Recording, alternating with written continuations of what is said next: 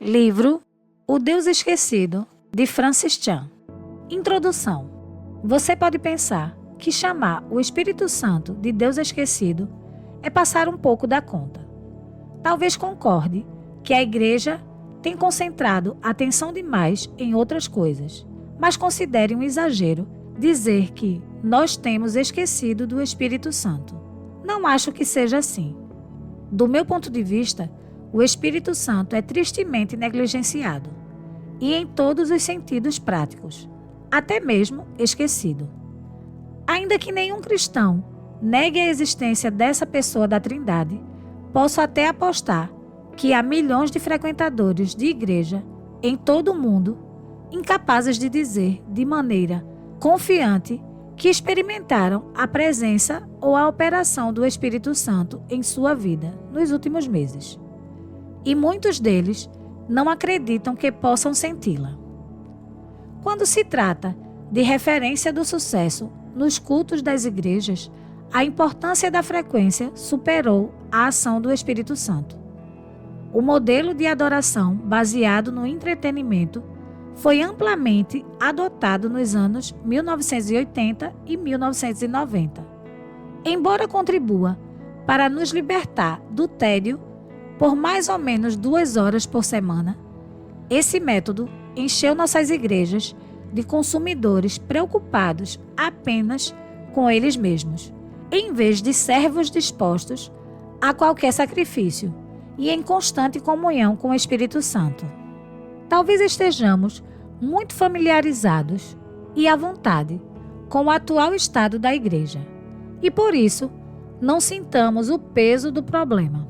Mas se você fosse criado em uma ilha deserta, sem nada além de uma Bíblia para ler, imagine-se sendo resgatado depois de 20 anos e, em seguida, começando a frequentar uma igreja cristã típica. Seriam grandes as chances de você ficar chocado com o que visse, por uma série de razões, mas essa é outra história. Tendo lido as Escrituras fora do contexto cultural da igreja contemporânea, você se convenceria de que o Espírito Santo é um elemento essencial para a existência do cristão, assim como o ar é necessário para qualquer ser humano.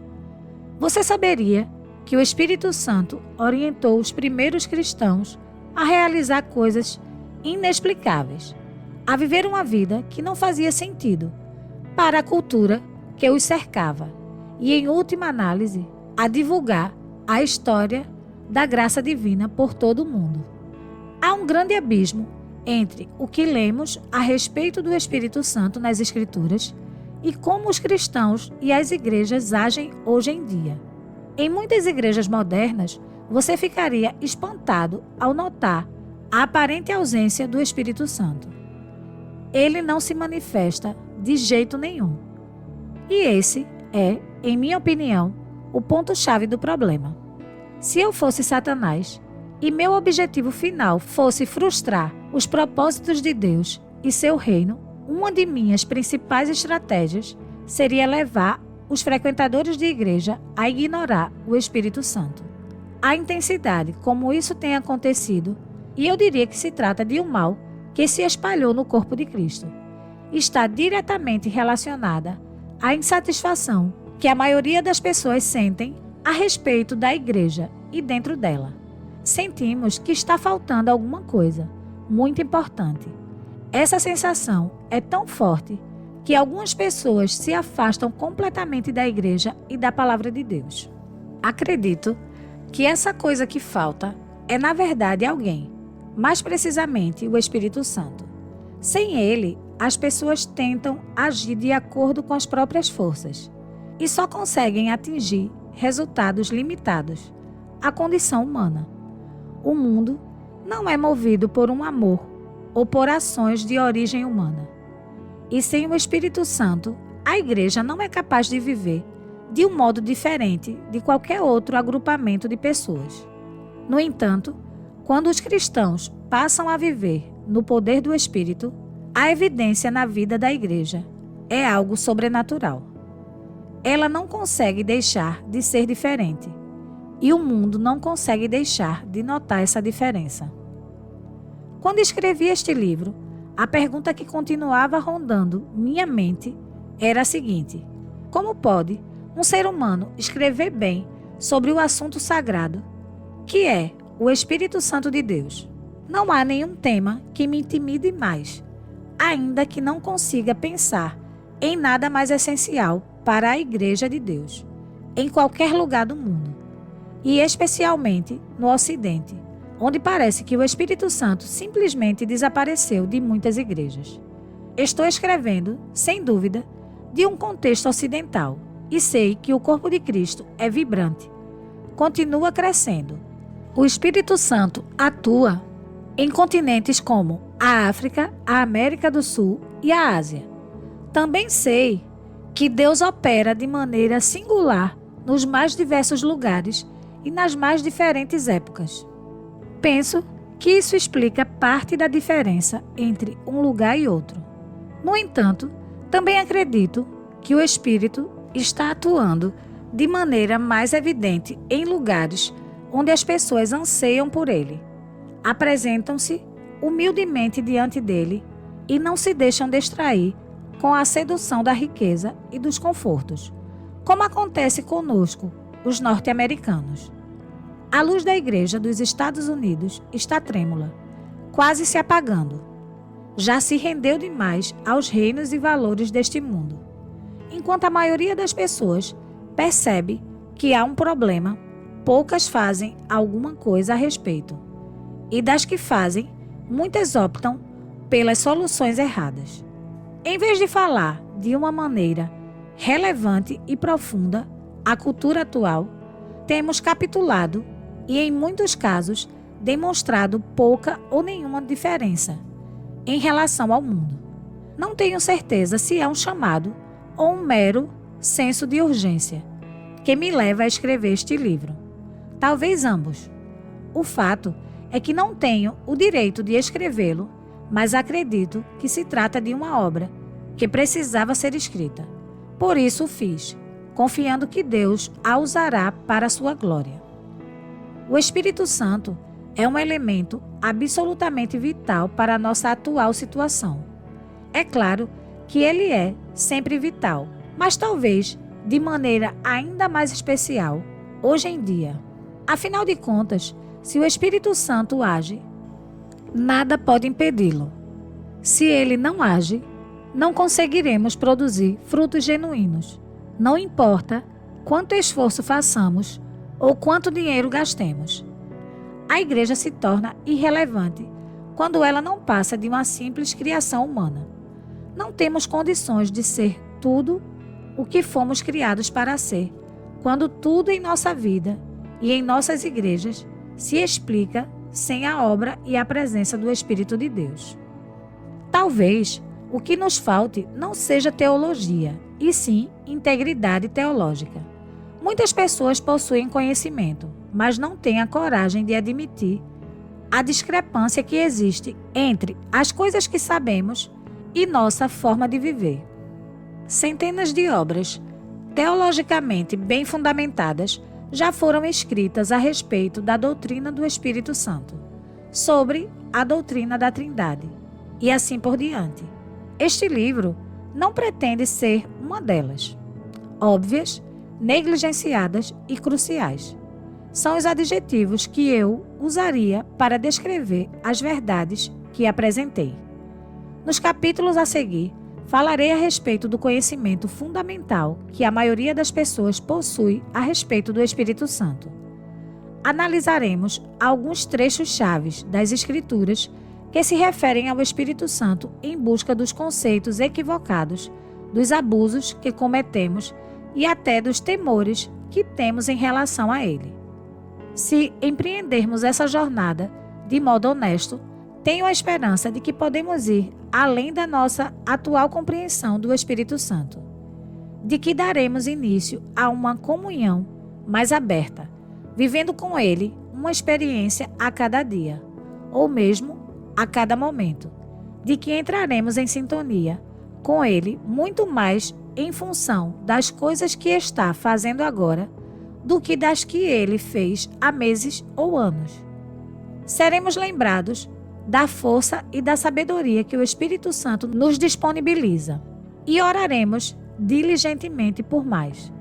À medida que confiarmos nas promessas do Espírito, distanciamo-nos do desânimo e passamos a viver uma vida caracterizada pela confiança, pela manifestação do poder de Deus em meio às nossas fraquezas e pelo fruto do Espírito. Minha oração é no sentido de que sua vida, uma vez transformada, produza esse tipo de espanto. Vendo a coragem de Pedro e de João e percebendo que eram homens comuns e sem instrução, ficaram admirados e reconheceram que eles haviam estado com Jesus. Atos 4:13. É possível que a leitura deste livro não seja fácil. Não importa qual seja a sua tradição religiosa. Você provavelmente carrega e preserva alguns estereótipos quando se trata do Espírito Santo. Será necessário deixar de lado essa bagagem e esses estereótipos, para que possa abrir o coração às coisas que Deus deseja ensinar a você. Está disposto a fazer isso? Algumas pessoas ouvem a expressão Espírito Santo, automaticamente ficam preocupadas, achando que começarei a usar um discurso excessivamente carismático. Outras imaginam que sou um conservador xiita, que nunca reconhece a ação do Espírito Santo, seja em obras, seja em palavras, e torcem para que não apareça. Existem muitos estereótipos, alguns dos quais os verdadeiros, e vários abusos que não procedem de apenas um lado da questão. Algumas pessoas falam demais, ou mesmo se gabam, a respeito do Espírito Santo, mas a vida delas não demonstra carregar o fruto. Outras falam do Espírito Santo em termos teóricos ou acadêmicos, mas não o experimentam em ação. Há ainda os que o ignoram em qualquer aspecto prático e, como é de esperar, raramente vivem um relacionamento ou intimidade com o Espírito. Por fim, encontraremos aquele tipo raro de pessoas que não fala com frequência sobre isso, porém, sua vida demonstra de forma poderosa a presença e a atividade do Espírito Santo. Algumas pessoas ficariam satisfeitas se eu dissesse que é possível encontrar um equilíbrio saudável entre esses dois extremos, mas não é isso que iremos fazer. Quando estamos nos referindo a Deus, pensar em equilíbrio é um grande equívoco. Ele não é apenas um elemento a mais nessa mistura que chamamos de vida. Deus deseja que o convidemos a permear todas as coisas e todas as partes do nosso ser. Da mesma maneira, buscar um equilíbrio saudável do Espírito Santo sugere a ideia da existência de pessoas que têm muito dele e outras que têm pouco. Ainda estou para conhecer alguém que tenha muito do Espírito Santo. Com certeza, já vi muita gente que fala demais sobre ele, mas nenhuma que de fato tenha se sentido plena de sua divina presença. É possível ter o suficiente de Deus ou tê-lo em excesso?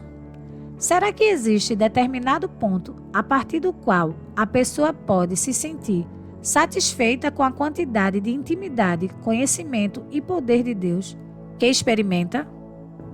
Não consigo ver como isso é possível. Afinal, cada encontro nosso com Deus não deveria produzir em nós uma sede ainda maior do Senhor? Permita que eu seja ainda mais claro. Não se trata de uma convocação para que você se torne um extremista desinformado, mas para conhecer que, como cristãos, não podemos jamais dizer que agora chega de Deus. Ele é infinito e nós finitos. Sempre haverá mais de seu caráter para descobrirmos, mais de seu amor para sentirmos e mais do seu poder para usarmos no cumprimento de seus propósitos. Não posso dizer exatamente o que acontecerá quando você admitir que nunca poderá conhecer por completo ou experimentar o suficiente do Espírito Santo, e mesmo assim fizer a escolha por segui-lo, independentemente dos resultados. Sei apenas que quando uma pessoa se rende inteiramente ao Espírito Santo, Cristo é glorificado, e não ela. João 16:14. Talvez o problema principal tenha mesmo que ver com nossa resistência e nos entregarmos a Deus, e não com o fato de acharmos que temos muito dele. É possível que quando uma pessoa diz, eu só quero um pouquinho de Deus, muito obrigado, ela esteja querendo dizer, na verdade, eu prefiro não entregar a Deus as áreas da minha vida, com as quais me importo de verdade. Por isso, vou continuar controlando isso aqui, aquilo ali e, claro, mais aquilo. Só que a coisa não funciona assim. Quando leio as Escrituras, vejo verdade e a necessidade de uma vida totalmente rendida ao Espírito Santo e dependente dele. Paulo escreveu aos Coríntios que essas palavras não eram persuasivas de sabedoria, mas uma demonstração do poder do Espírito, para que a fé dos cristãos daquela cidade não se baseasse na sabedoria humana, mas no poder de Deus. 1 Coríntios 2, 4-5. Mais adiante, na mesma epístola, ele reitera que o reino de Deus não consiste em palavras, mas em poder. 4:20. Na maioria das igrejas de hoje, ouço muitas conversas e uma fachada de sabedoria humana, mas não consigo ver muito da presença e do poder de Deus. Estou cansado de apenas falar sobre Deus. Quero vê-lo agindo por meu intermédio, por intermédio da igreja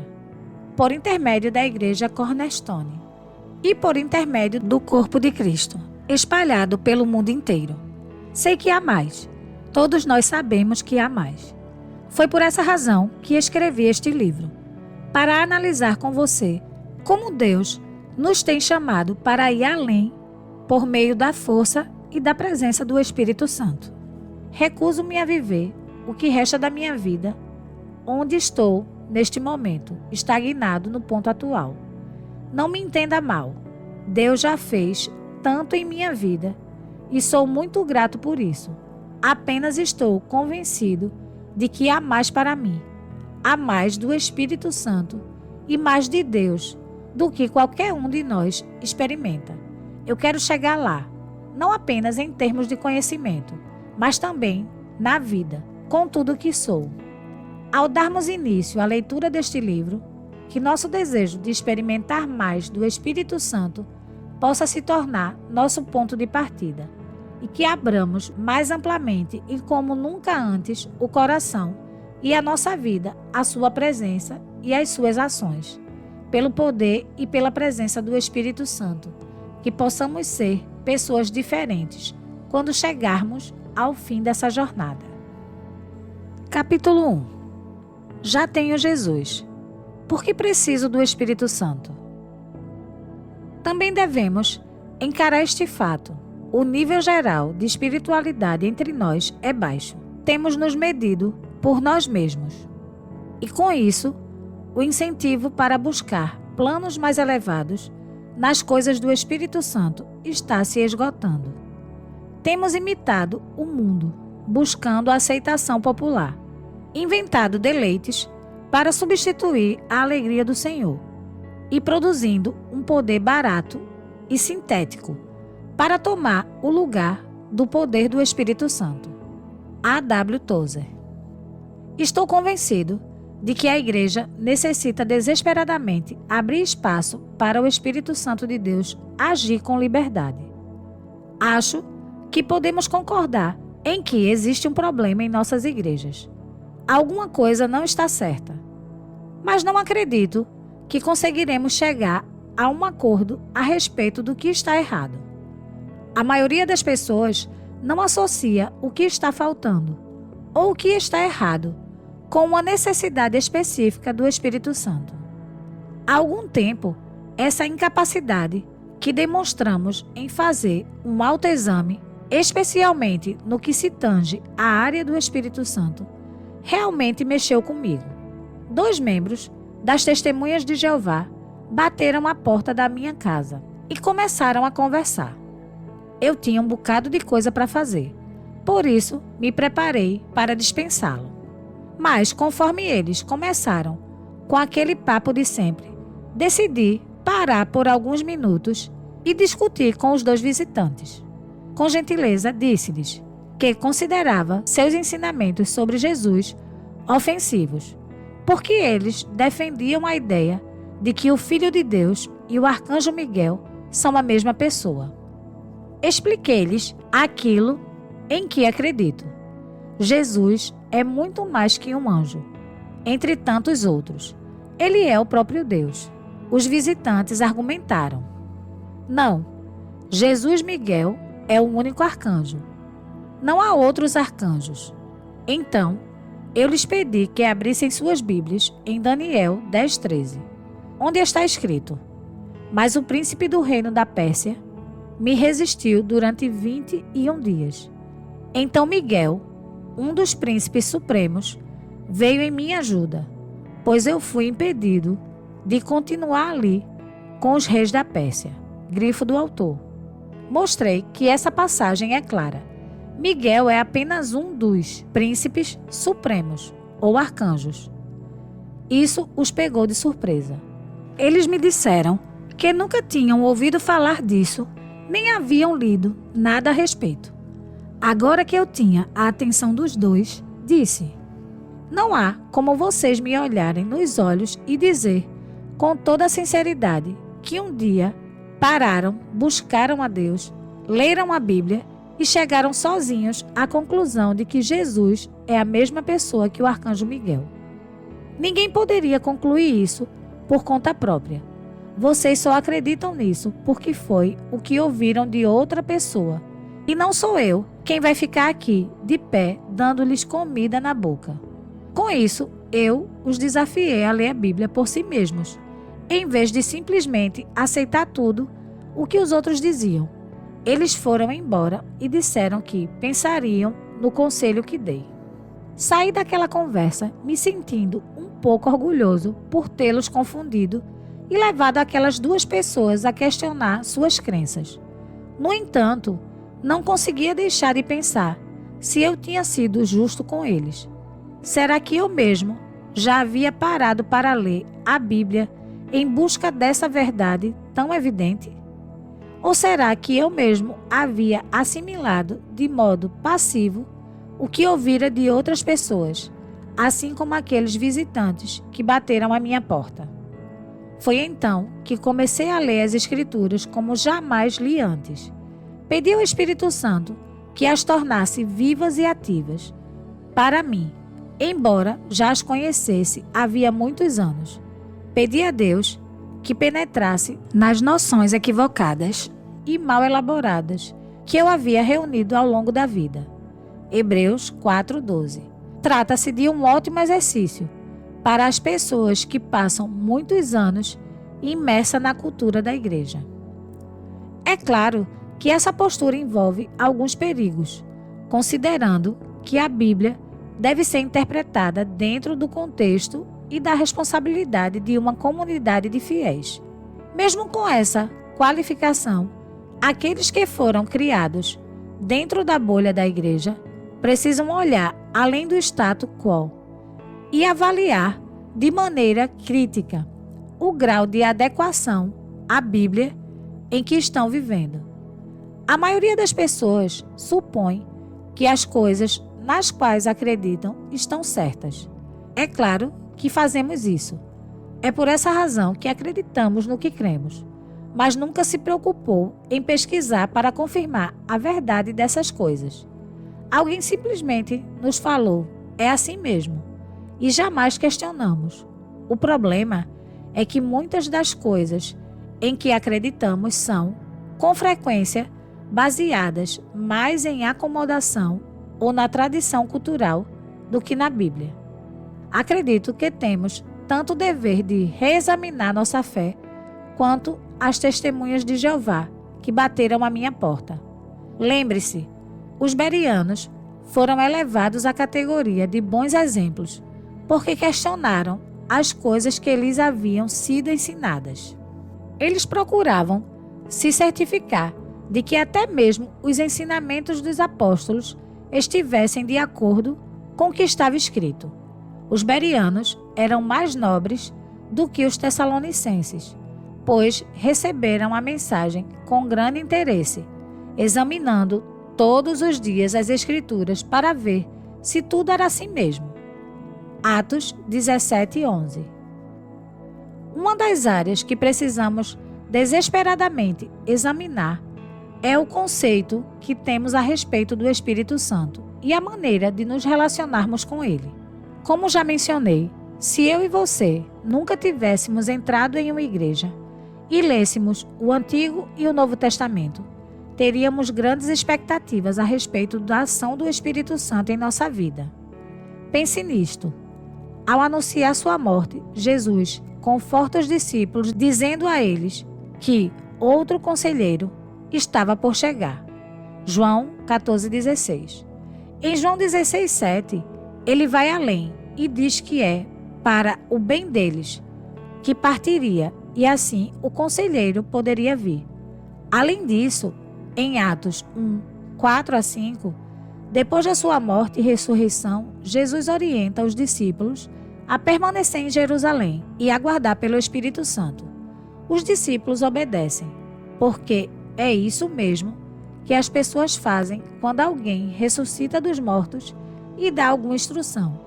Os discípulos de Jesus não tinham a menor ideia do que ou de quem deveriam esperar, nem mesmo sabiam como seria o aspecto desse conselheiro.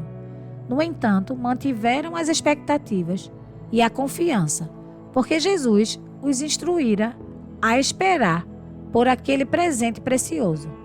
Depois, em Atos 2, vemos o cumprimento dessa promessa, de uma maneira que deve ter chocado os discípulos. O poder do Espírito Santo é derramado como ninguém jamais vira ou experimentara antes. E Pedro compartilha a maravilhosa promessa de que esse Espírito Santo está disponível para todos aqueles que crê.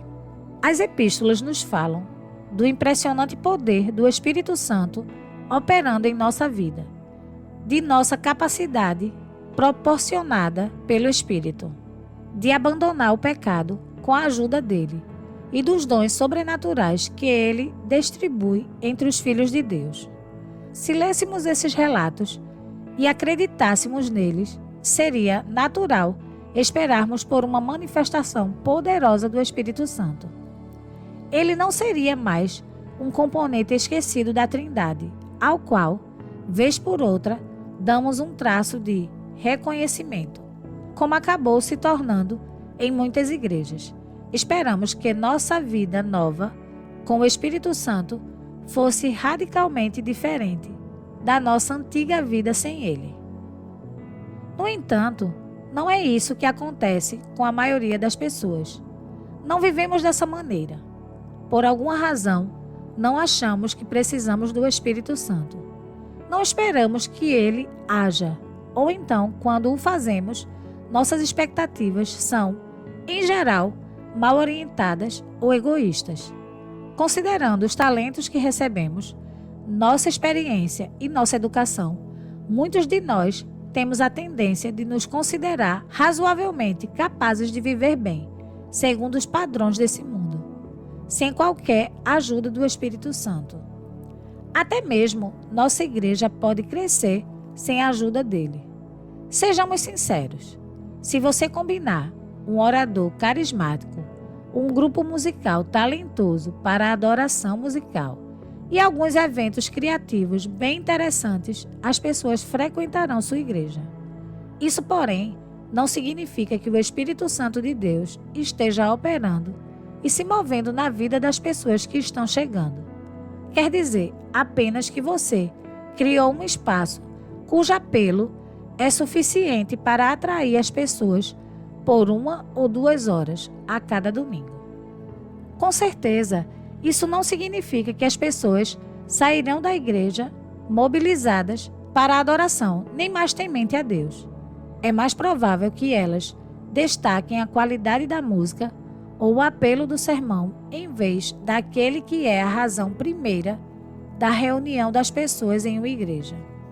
Acho que a pior parte é quando você sai da igreja e interage com cristãos e não cristãos que convivem no mesmo ambiente. Será que consegue realmente distinguir alguma diferença? Se você não reconhecer o rosto das pessoas que frequentam a igreja, será que poderá dizer quem são as seguidoras de Cristo com base em suas atitudes e em seu estilo de vida?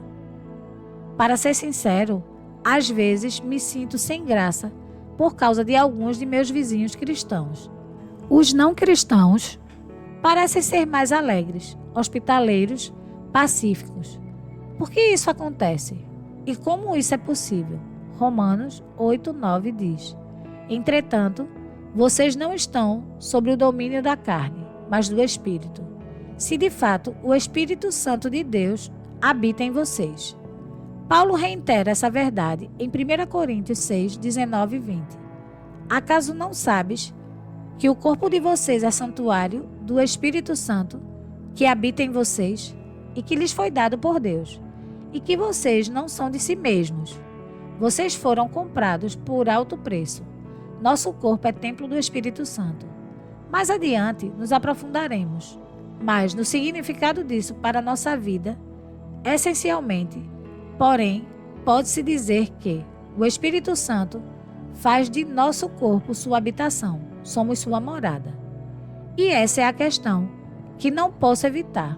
Se é verdade que o Espírito de Deus habita em nós e que nosso corpo é o templo do Espírito Santo, então não deveria haver uma diferença enorme entre a pessoa na qual o Espírito de Deus habita e aquela que não tem o Espírito Santo em seu interior? Pode ser que essa ilustração seja um pouco ridícula, mas se eu dissesse a você que tive um encontro com Deus, no qual Ele entrou em meu corpo e me concedeu uma capacidade sobrenatural de jogar basquete, não seria natural esperar de mim uma incrível melhoria em meus arremessos, em minha marcação e em minha velocidade na quadra? Afinal de contas, é de Deus que estamos falando. E se você não visse nenhuma mudança em meu desempenho de atleta, não questionaria a validade de meu encontro? Frequentadores de igreja por todo o país dizem que o Espírito Santo habita neles. Garantem que Deus lhes concedeu uma capacidade sobrenatural de seguir Cristo, abandonar o pecado e servir a igreja. Os cristãos falam que nasceram de novo e dizem que antes estavam mortos, mas agora nasceram para uma nova vida. Nós endurecemos o coração para essas palavras, mas elas são muito poderosas e possuem forte significado. No entanto, quando as pessoas de fora da igreja não conseguem ver a diferença em nossa maneira de viver, começam a questionar nossa integridade, nossa santidade ou, ainda pior, nosso Deus. Quem pode culpá-las por isso? Isso me faz lembrar a frustração de Tiago, quando escreve sobre fontes de águas doces que produzem água amarga. É quase possível ouvir a incredulidade dele ao escrever: acaso podem sair água doce e água amarga da mesma fonte? Tiago 3:11. Ele está dizendo que os chamados cristãos estavam fazendo algo que, em tese, não seria possível. E esse tipo de impossível não tem nada de bom. Ele lamenta: meus irmãos, não pode ser assim. Tiago 3:10. Faço eco à exortação de Tiago àquelas pessoas que frequentam a igreja hoje. Meus irmãos e minhas irmãs, que receberam o Espírito Santo, costuma nos faltar o amor, a alegria, a paz, a paciência, a gentileza e outras virtudes, mesmo quando muitos de nossos amigos não cristãos demonstram possuir esses traços. Meus irmãos e minhas irmãs, as coisas não deveriam ser assim. Assim como aconselhei os integrantes das Testemunhas de Jeová que me visitaram, precisamos começar de novo reavaliando nossas ideias preconcebidas a respeito do Espírito Santo e do que significa ser um templo do Espírito Santo de Deus. Servir a Deus e seguir o caminho de Jesus envolve muito mais coisa do que reunir um grupo de pessoas talentosas para realizar um culto. Quando Jesus estava se preparando para deixar este mundo, ele consolou seus discípulos dizendo a eles que não deveriam se preocupar, e sim confiar nele. João 14:1. Será que ele já não havia comprovado sua fidelidade durante os anos anteriores, nos quais estivera ao lado dos discípulos o tempo todo? Primeiro, ele os confortou, dizendo que a separação seria apenas temporária e que estava prestes a preparar-lhes lugar. 14:2-3. Segundo, ele lhes disse que iria para Deus Pai e que mesmo de lá poderia ouvir as orações dos seus discípulos. 14:12-14. Por fim, Jesus deu aos discípulos a garantia definitiva. Outro conselheiro viria. Jesus disse que o Pai enviaria aos discípulos outro conselheiro para estar com vocês para sempre. João 14:16. Nesse caso, a palavra grega traduzida por outro significa outra pessoa, que é exatamente como a primeira, e não alguém que seja de uma natureza diferente. Assim, Jesus está dizendo o seguinte: aquele que estava por vir seria exatamente como ele. Você já parou para pensar a respeito da importância de ter outro conselheiro exatamente como Cristo? Neste exato momento, imagine o que seria ter Cristo de pé ao seu lado, em carne e osso, trabalhando como seu conselheiro pessoal. Imagine a paz que você sentiria ao saber que poderia receber sempre a verdade perfeita e uma orientação irretocável do próprio Filho de Deus. Isso soa como algo impressionante, e nenhum de nós poderia negar os benefícios de ter Jesus aqui fisicamente, orientando-nos e capacitando-nos em cada passo que damos.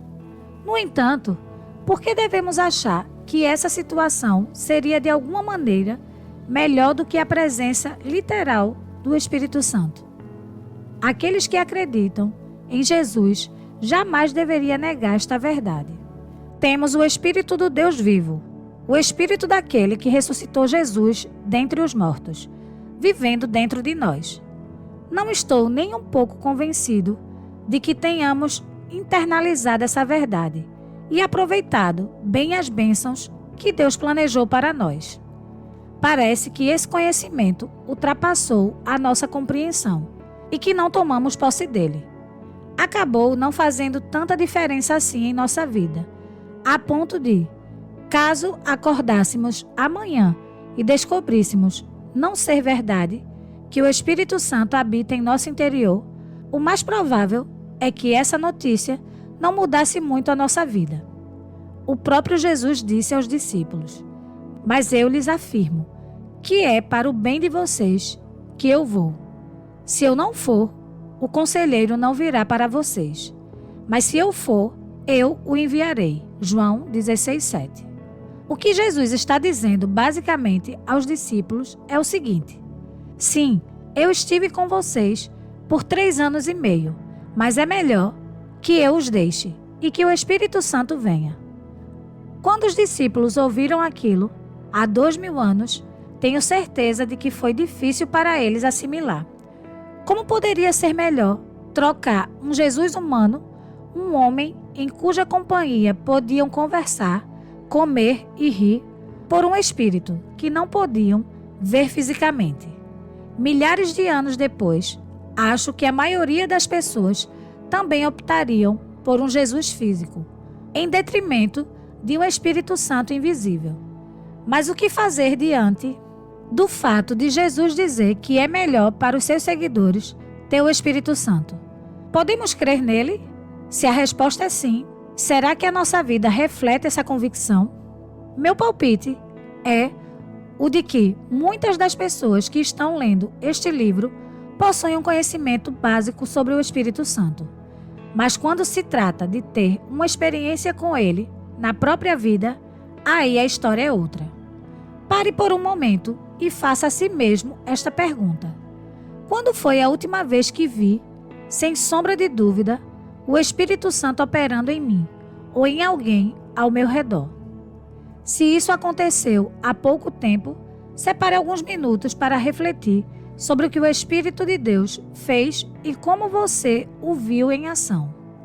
Agradeça a Deus por ser uma presença ativa em sua vida e louve-o pela maneira que Ele orienta você mesmo agora. Se está encontrando dificuldade para se lembrar de alguma ocasião em que o Espírito operou em sua vida e na vida de outra pessoa conhecida, talvez isso esteja acontecendo porque você tem ignorado o Espírito. Talvez seja porque você possui um conhecimento racional a respeito do Espírito, mas não exatamente um relacionamento com ele. A realidade é que a igreja primitiva sabia menos sobre o Espírito Santo do que a maioria de nós na igreja de hoje, pelo menos no sentido intelectual, mas ela passou a conhecê-lo de um modo íntimo e poderoso, à medida que ele operava na vida das pessoas e por intermédio delas. Ao longo de todo o Novo Testamento, lemos relatos sobre os apóstolos cuja vida era orientada pelo Espírito Santo e que viviam em seu poder. O objetivo deste livro não é oferecer uma explicação completa a respeito do Espírito Santo ou voltar à era apostólica, mas aprender a viver de uma maneira fiel nos dias atuais. Antes de tudo, é impossível para nós, como seres humanos e finitos, entender por completo um Deus infinito. Em segundo lugar, muitos de nós não precisamos de mais conhecimento sobre o Espírito, em termos de bagagem intelectual. O que precisamos é experimentar sua presença. E terceiro, não temos como voltar no tempo.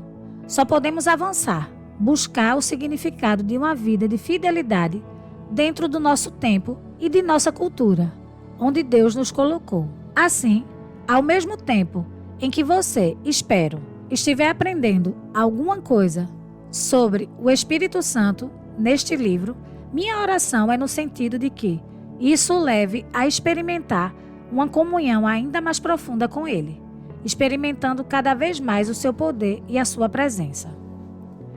Há alguns anos, quando um pensamento casual me ocorreu, decidi compartilhar com minha esposa. Você já tentou imaginar sobre o que as lagartas pensam? Perguntei. É claro que ela respondeu, não. Então prossegui, falando-lhe da confusão que imaginei passar pela cabeça de uma lagarta. Durante toda a sua vida, como tal, ela rasteja por um pequeno trecho de terra, ocasionalmente subindo e descendo por algumas poucas plantas. Aí, um dia ela resolve tirar uma soneca, uma longa soneca. O que será que passa pela cabeça dela quando acorda e descobre que é capaz de voar? O que terá acontecido com seu corpo sujo, roliço e pequeno de lagarta? Sobre o que ela pensa quando vê seu novo corpo minúsculo e suas asas lindíssimas? Como cristão, devemos experimentar esse mesmo tipo de assombro quando o Espírito Santo passa a habitar em nosso ser. Devemos nos espantar com o fato de nos tornarmos novas criaturas, nas quais o Espírito de Deus reside. Assim como a lagarta descobre sua nova capacidade de voar, precisamos nos empolgar com a capacidade que o Espírito nos concede de viver de uma forma diferente e fiel. Não é sobre isso que as Escrituras falam? Não é por isso que todos nós temos procurado? É de fato uma verdade espantosa o fato de o Espírito daquele que ressuscitou Jesus dentre os mortos habitar em você. Ele habita em mim. Não sei dizer o que o Espírito fará em mim, ou aonde ele me levará cada vez que eu convidá-lo a me orientar. Só sei que estou cansado de viver de uma maneira que se parece exatamente com a forma em que vivem as pessoas nas quais o Espírito de Deus não habita. Quero viver de um modo coerente, sem perder a noção da força do Espírito. Quero ser diferente, hoje, do que eu era ontem, à medida que o fruto do Espírito se manifesta cada vez mais em minha vida. Quero viver de tal maneira que eu me submeta verdadeiramente à orientação do Espírito Santo, dia após dia. Cristo disse que seria melhor para nós que o Espírito viesse, e quero viver como uma pessoa que tem convicção dessa verdade. Não desejo prosseguir rastejando, se sei que possuo a capacidade de voar. Há algum tempo me perguntaram qual é a pessoa mais cheia do Espírito Santo que você conhece. Minha resposta foi Joni Eareckson Tada. Um acidente durante um mergulho em 1967, aos 17 anos, fez que Joni se tornasse tetraplégica. Deitada em um leito de hospital, ela foi tomada por um desejo esmagador de acabar com a própria vida. A ideia de passar o resto dos seus dias paralisada, do pescoço para baixo, e ter de depender dos outros para suprir suas necessidades básicas era terrível. Mas Joni não se suicidou naquele dia. Em vez disso, ela escolheu render a vida a Deus. Mal sabia que o Espírito do Senhor a transformaria em uma das mulheres mais espirituais que já viveram na terra. Deus lhe concedeu humildade e amor em tal medida que ela consegue enxergar além da própria dor para distinguir o sofrimento dos outros.